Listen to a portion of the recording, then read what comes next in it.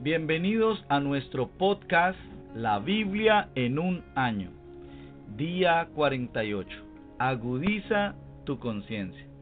En el pasaje de hoy, Jesús plantea una cuestión. ¿Qué está permitido? ¿Hacer el bien o el mal? Esto está en San Marcos capítulo 3, versículo 4. Yo era ateo, creía que nuestros cuerpos y mente, junto con las circunstancias en las que habíamos nacido, determinaban todas nuestras acciones. Lógicamente, según me parecía, si no existe Dios, no hay base ninguna para la moralidad. Por lo tanto, seguido esta lógica, no hay un bien ni un mal absolutos. Aún así, en lo profundo de mí, sabía que sí existía algo llamado bien y mal. Aunque no creía en Dios, eran las palabras que usaba. A pesar de eso, solo cuando encontré a Jesús comprendí que existe un Dios que ha creado un universo moral. En las Escrituras y particularmente en la persona de Jesucristo se revela la naturaleza del bien y del mal. Dios nos ha dado una conciencia para que sepamos que algunas cosas están bien y otras mal, pero nuestras conciencias se pueden ablandar, por lo que necesitan ser agudizadas por la verdad objetiva. Vamos a iniciar leyendo Proverbios capítulo 5, versículos del 1 al 14. Lo voy a estar leyendo en la palabra de Dios para todos. El peligro de la inmoralidad sexual.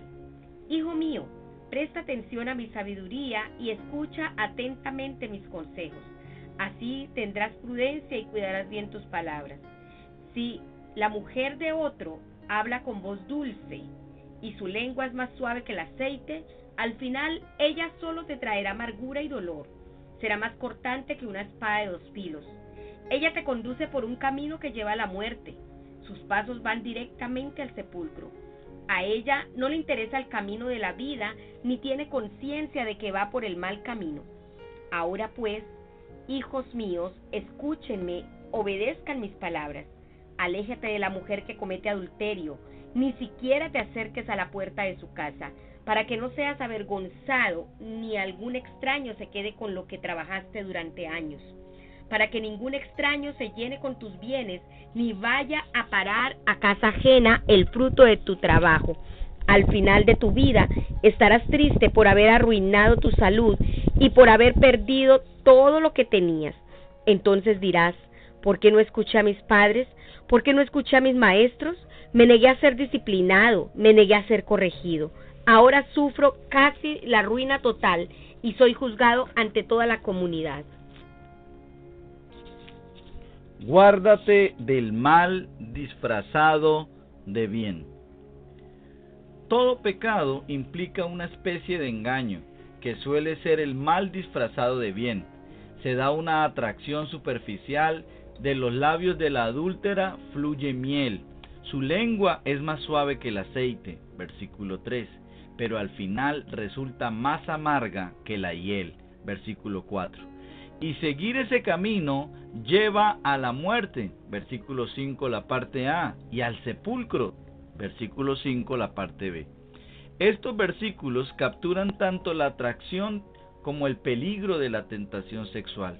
Vivimos en una sociedad cada vez más sexualizada, donde la pornografía en internet está fácilmente disponible. A nuestro alrededor todo está lleno de imágenes sexuales que nos animan a buscar la satisfacción sexual. Nuestra sexualidad es una bendición dada por Dios, y lo podemos ver en Génesis 2:24, que si se usa mal puede ser destructiva y dañarnos. Estos versículos nos alertan del atractivo del pecado sexual y nos advierten para que no seamos embaucados por el mismo. De lo contrario, acabarás por lamentarlo.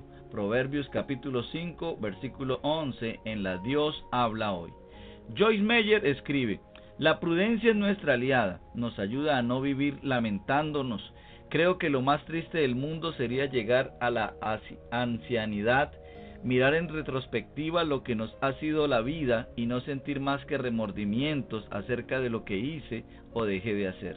La prudencia nos ayuda a tomar decisiones en el ahora con las que estaremos contentos en el mañana. Mantente alejado de escoger un camino del que luego te arrepentirás. Aléjate, ni siquiera te acerques a la puerta de su casa. Versículo 8 de la Dios habla hoy. Si ignoramos este consejo, podemos acabar desperdiciando nuestra vida y al final de ella lo lamentaremos profundamente. No coquetees con la tentación, huye de ella. Vamos a orar. Señor, ayúdame a tomar precauciones sabias en mi vida para mantenerme lejos de todo lo que me pueda llevar el pecado. No nos dejes caer en la tentación y líbranos del mal. Mateo 6:3. Ahora vamos a leer Marcos capítulo 2, desde el versículo 18 hasta el capítulo 3, versículo 30. Una pregunta sobre el ayuno.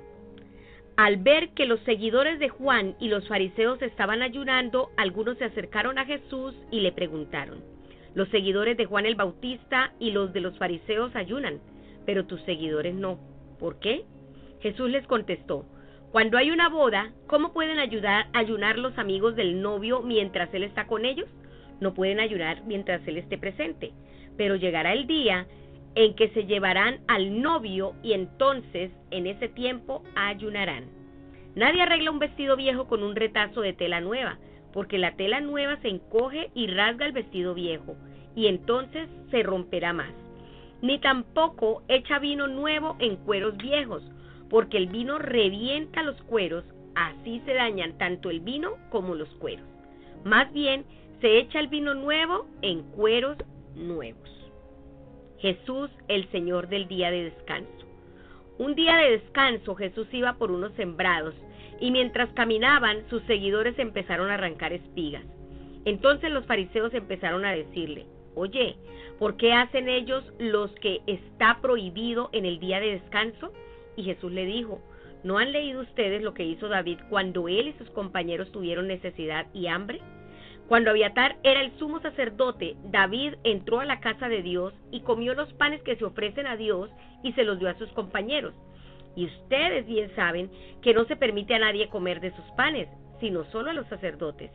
Entonces Jesús les dijo a los fariseos: el día de descanso se hizo para beneficio de la gente, no la gente para el beneficio del día de descanso.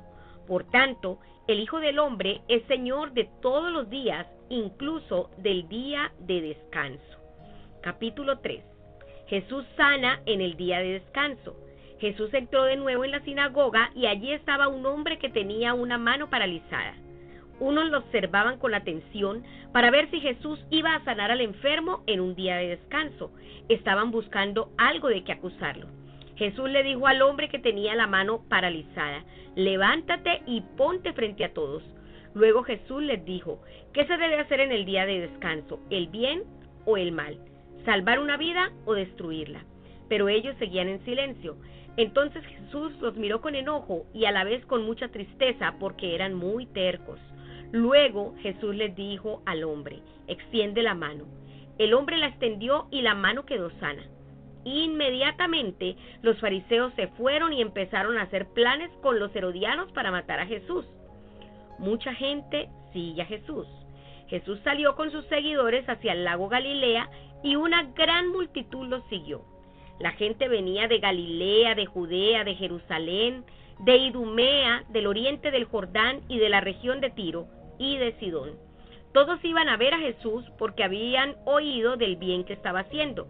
Como Jesús vio que había tanta gente, les pidió a sus seguidores que le consiguieran una barca pequeña. Jesús quería la barca para que la multitud no se amontonara sobre él. Él había sanado a mucha gente, por eso todos los enfermos se empujaban unos a otros para poder llegar hasta Jesús y tocarlo. Cuando los espíritus malignos que algunos tenían veían a Jesús, se arrodillaban ante él y gritaban con fuerza: tú eres el Hijo de Dios. Pero Jesús les ordenó con severidad que no hablaran de él delante de la gente. Jesús elige a los 12 apóstoles. Luego Jesús llamó a los que quiso llevar consigo, se retiró a las montañas y ellos se fueron con él. Entre ellos eligió a 12 para que estuvieran con él y luego enviarlos a otros lugares para anunciar el mensaje. Los llamó apóstoles.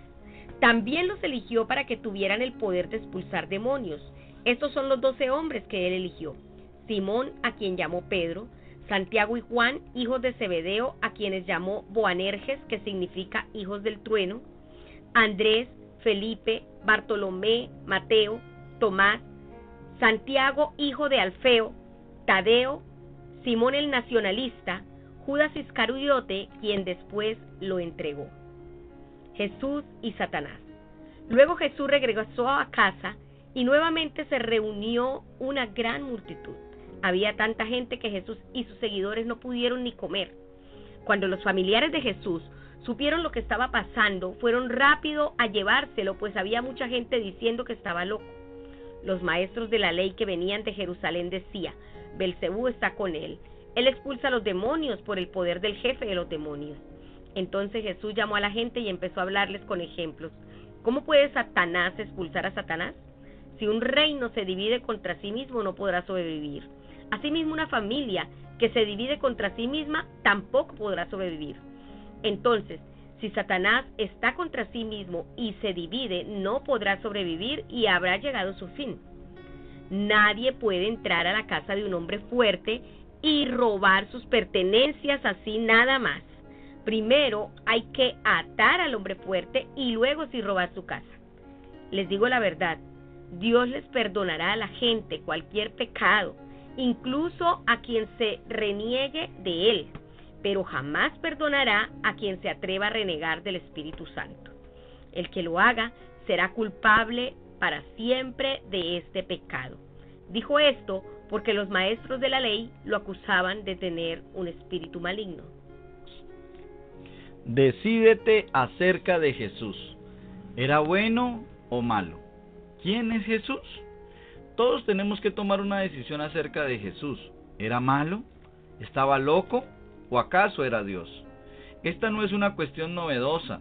La gente del tiempo de Jesús también tuvo que decidirse entre estas opciones.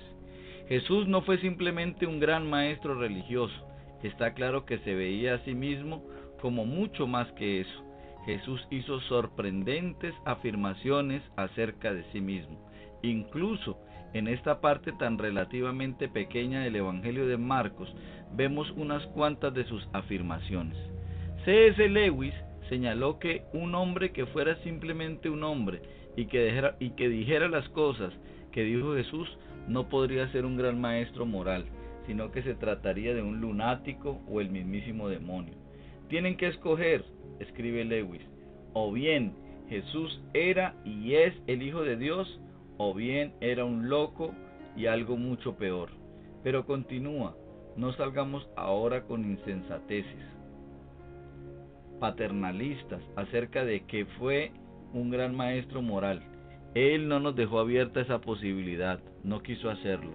Solo hay tres opciones: o bien era un malvado o un lunático, o sus pretensiones eran verdaderas. ¿Era un malvado? Los maestros de la ley dijeron de él: Belcebú, el propio jefe de los demonios, es quien le ha dado a este hombre el poder de expulsarlos. Capítulo 3, versículo 22. Afirmaban que tenía un espíritu impuro. Versículo 30, la parte B. ¿Estaba loco? La gente decía que Jesús se había vuelto loco. Versículo 21, la parte B de la traducción lenguaje actual. ¿Es Dios? Jesús está diciendo implícitamente que Él es el novio. Capítulo 2, versículos 18 y 19. Se describe a sí mismo como Señor incluso del sábado. Versículo 28.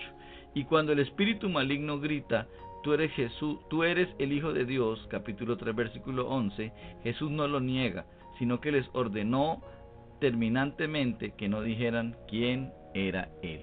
Versículo 12. Nuestra decisión acerca de si Jesús es un malvado, está loco o es Dios tiene enormes consecuencias. Después de pasar 3 años con Él, sus discípulos llegaron a la conclusión de que era el Hijo unigénito de Dios, la palabra hecha carne, un hombre cuya identidad era la de ser Dios. Capítulo 2, versículos 21 y 22. Jesús los llamó como nos llama a nosotros, primero para estar con Él y después llevar su mensaje al mundo entero. Capítulo 3, versículo 14 y 15. A aquellos que le toman por malvado les dice: quien blasfeme contra el Espíritu Santo no tendrá perdón jamás. Versículo 29. Este versículo ha causado gran angustia a mucha gente, pero todo el que esté preocupado por él mismo es que no ha cometido tal pecado. Aquellos que se arrepientan serán perdonados. El hecho de que se sientan preocupados, es decir, que quieran arrepentirse, es la prueba más segura de que no lo han cometido. Aquí no se está refiriendo a pronunciar una frase, blasfemar, sino una actitud mental irreversible. Jesús no dice que hayan cometido un pecado, sino que advierte del peligro en el que están. Aquellas personas no eran una gente cualquiera. Los escribas eran acreditados maestros teológicos del pueblo de Dios. Estaban en contacto diario con la palabra de Dios. Este pecado es una actitud que trastoca el bien en mal y el mal en bien. La persona que lo haga ha caído hasta un punto en que ya no se puede arrepentir ni ser perdonado. También cayó en esta categoría Judas Iscariote, el que lo traicionó. El Nuevo Testamento nos asegura que todo el que se arrepienta y se vuelva a Jesús será perdonado. Vamos a orar. Jesús, te alabo hoy como el novio, mi Señor y el Hijo de Dios. Vamos a leer Éxodo capítulo 21 y 22. Otras leyes y mandamientos. Estas son las otras leyes que les darás. Cuando compres un esclavo hebreo, él debe servirte durante 6 años, pero en el 7º año quedará libre sin tener que pagarte nada por su libertad. Si llegó soltero, se irá soltero. Si llegó casado, su esposa se irá con él. Si su amo le da esposa y tiene hijos, entonces es libre de irse después de terminar sus años de servicio. Pero su esposa e hijos no pueden ir con él porque todavía pertenecen a su amo. Pero si el esclavo decide que quiere quedarse con el amo, debe declarar: amo a mi hijo, a mi esposa y amo a mi esposa y a mis hijos y no quiero libertad. Entonces el amo debe traerlo ante Dios, lo llevará ante la puerta o el marco de la puerta y le perforará la oreja con un punzón. De esa manera será su esclavo de por vida.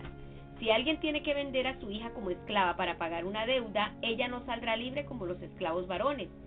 Si no le agrada al amo que la compró, él debe permitir que deshagan la venta. No la puede vender a ningún extranjero debido a que no fue justo en la manera de tratarla. Si le da a su hijo para que ella se case con él, la debe tratar como a una hija. Si además se casa con otra mujer, no debe reducirle a su primera esposa la comida, ni la ropa, ni los deberes conyugales. Si él no cumple cualquiera de estas 3 cosas, ella quedará libre sin tener que pagar nada por su libertad. El que golpee a otro y lo mate será condenado a muerte. Sin embargo, si alguien mata a otro por accidente, fue porque Dios así lo quiso. Yo estableceré un lugar a donde esa persona pueda huir.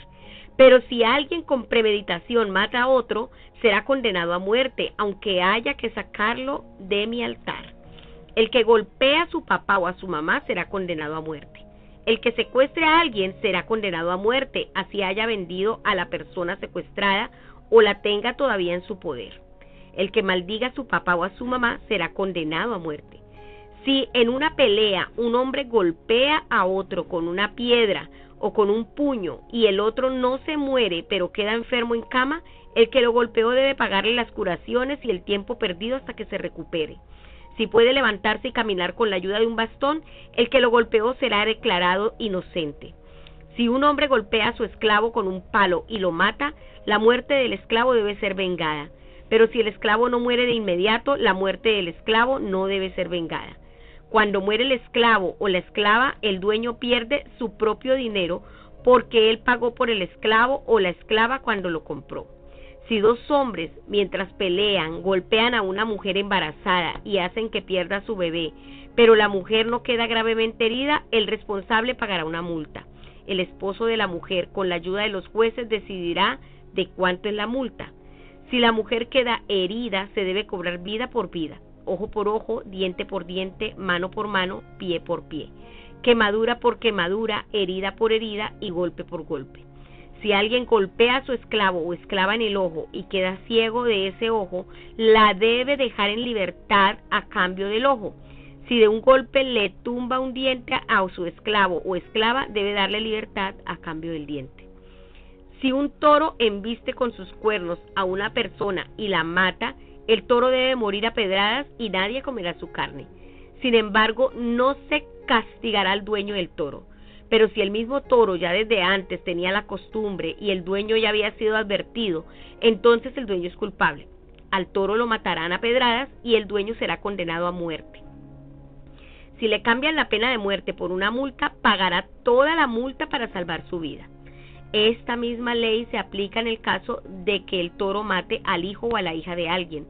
Si el toro mata a un esclavo o a una esclava, el dueño del toro pagará 30 monedas de plata al dueño del esclavo o de la esclava y al toro se le dará muerte a pedradas.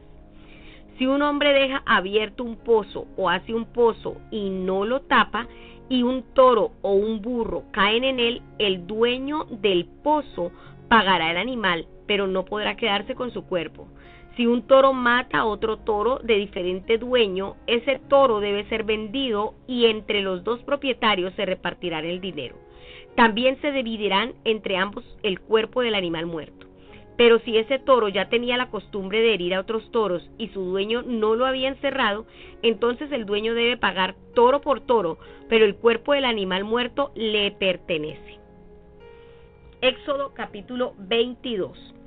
Si alguien se roba un toro o una oveja y lo mata o vende, pagará 5 toros por cada toro y 4 ovejas por cada oveja. Si atrapan al ladrón de noche en el momento del robo, lo golpean y se muere. Nadie será culpable de asesinato, pero si ya es de día, será castigado quien lo haya golpeado y dado muerte.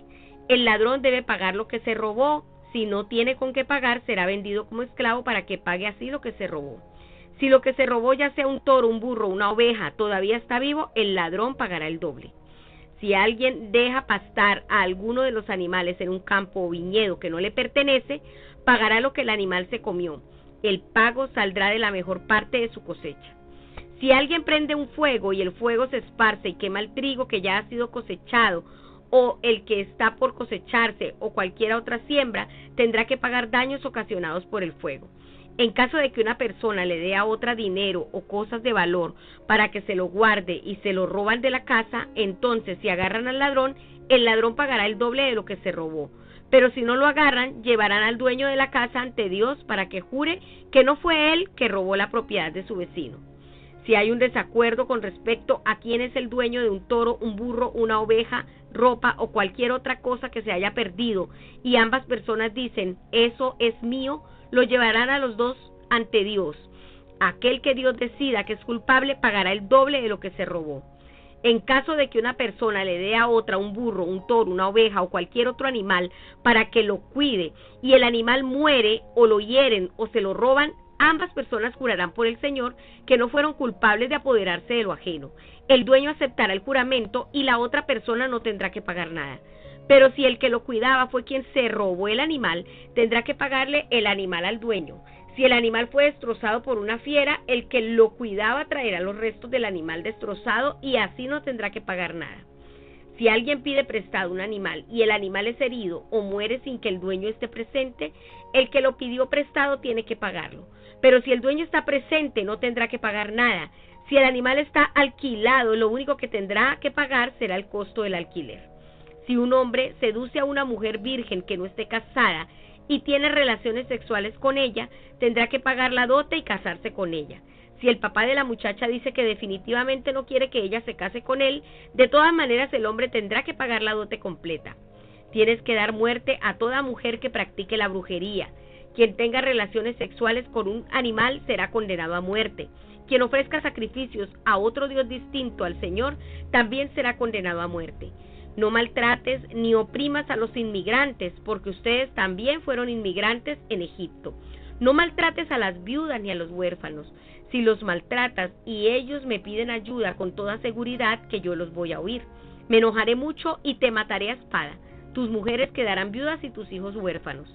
Si le prestas dinero a algún pobre de mi pueblo, no te portes como no te portes con él como un prestamista y no le cobres intereses. Si él te entrega su abrigo para garantizarte que te va a pagar, devuélveselo antes del anochecer. Pero si no tiene su abrigo para protegerse del frío, no va a tener con qué cubrir su cuerpo a la hora de dormir. Si él me pide ayuda, lo escucharé porque yo soy compasivo. No ofendas a Dios ni maldigas al gobernante de tu pueblo. En tiempo de cosecha me darás tu primer fruto y tu primer vino. No esperes hasta más adelante del año. Me darás tu primer hijo. Me entregarás también la primera cría de tus vacas y de tus ovejas. Los primeros 7 días se quedará con su mamá, pero al 8º día de nacida me la entregarás. Ustedes serán mi pueblo santo. No coman carne de animales que las fieras hayan matado, que los perros se coman esa carne. Promueve el bien y evita el mal. El pueblo de Dios elaboró leyes para su sociedad.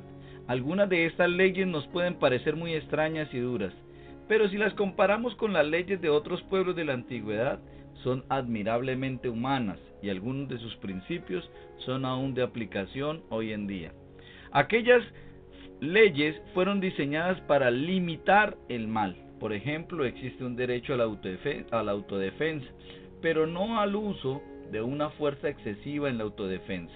Capítulo 22, versículos 2 y 3. También hay una prohibición de escalar la violencia y se provee un castigo equivalente, vida por vida, ojo por ojo. Y así va siguiendo, según lo muestra en el capítulo 21, versículos desde el 23 hasta el 25. Está claro que la ley se creó para los jueces y no para las personas individuales. Ver Deuteronomio 19, del 18 al 21. Es una guía para jueces para dictar sentencias. Nunca se hizo para que las personas individuales aplicaran las venganzas descritas. De hecho, casi nunca se tomaban al pie de la letra, excepto en el caso de crímenes capitales. Las leyes se veían como la máxima pena que era posible aplicar, pero por lo general los castigos se reemplazaban por multas económicas y compensaciones de daños. Para el lector de la antigüedad, el énfasis de los derechos de los esclavos resultaría revolucionario. Los amos tenían que liberar a sus esclavos tras un máximo de 6 años, Éxodo 21:2, y se daban estrictos controles para limitar el maltrato de esclavos, versículos 20, 26 y 27. Parece ser que había una preocupación especial por los derechos de las esclavas, las cuales eran especialmente vulnerables en el mundo antiguo.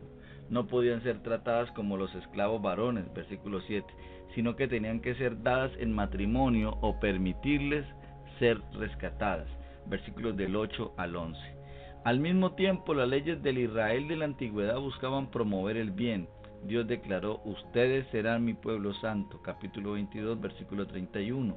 También había leyes para proteger a los extranjeros, versículo 21, así como a las viudas, a los huérfanos, versículo 22. En el pasaje de mañana veremos que también había leyes que aseguraban la justicia para los pobres, capítulo 23, versículo 6.